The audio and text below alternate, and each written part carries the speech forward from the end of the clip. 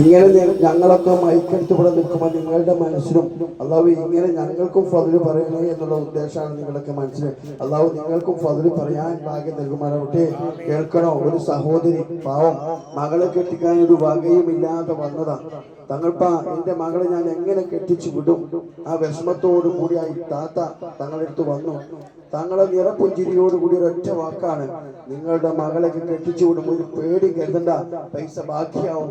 ആ നിറപുഞ്ചിരിയോടുകൂടി ആ പൊന്നല്ല നാവ് കൊണ്ട്, ആ നാവ് പൊന്നാണ്, ആ നാവ് കൊണ്ട് ഒരൊറ്റ വാക്കാണ്, പൈസ ബാക്കിയാവും, നിങ്ങൾ വിഷമിക്കണ്ട, പൊയ്ക്കൊണ്ടി, ഒരൊറ്റ വാക്കാണ്. അൽഹംദുലില്ലാഹ് ആ മകളുടെ കല്യാണം ഭംഗിയായി നടന്നു.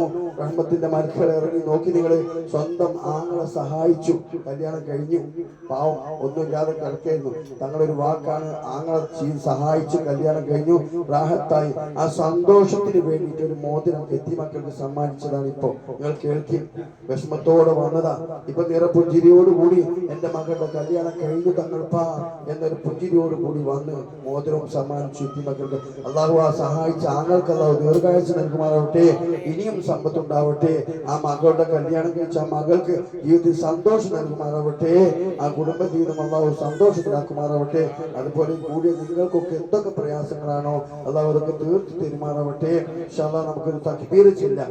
അല്ലാഹു അക്ബർ, അല്ലാഹു അക്ബർ, അല്ലാഹു അക്ബർ, ലാ ഇലാഹ ഇല്ലല്ലാഹു, അല്ലാഹു അക്ബർ, അല്ലാഹു അക്ബർ, വലില്ലാഹിൽ ഹംദ്. അല്ലാഹുവേ ഇങ്ങനെ ഫദ്ല് പറയാൻ ഞങ്ങൾക്ക് ഭാഗ്യം നൽകണേ അല്ലാഹ്.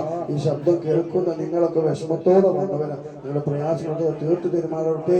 ഇങ്ങനെ ഇനി തിരിച്ചു വന്ന് ഇവിടെ നിന്ന് ഫദ്ല് പറയാൻ അല്ലാഹു നിങ്ങൾക്ക് ഭാഗ്യം നൽകുമാറാവട്ടെ. ആമീൻ യാ റബ്ബൽ ആലമീൻ.